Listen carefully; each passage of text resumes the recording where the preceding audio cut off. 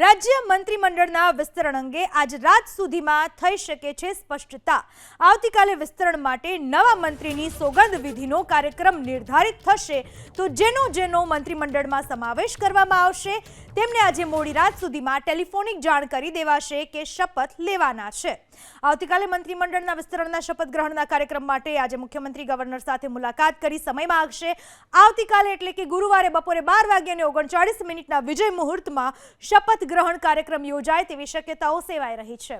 રાજ્યપાલ હરિયાણાના કુરુક્ષેત્રના પ્રવાસે હતા।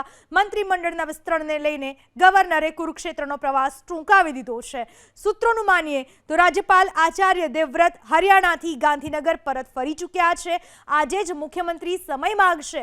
નોંધનીય છે કે મંત્રીમંડળના વિસ્તરણમાં મુખ્યમંત્રી ભૂપેન્દ્ર પટેલ યથાવત રહેશે, તો હર્ષ સંઘવી અને પ્રફુલ્લ પાનસેરિયાને કેબિનેટ મંત્રીનું પ્રમોશન મળવાનું નિશ્ચિત મનાઈ રહ્યું છે।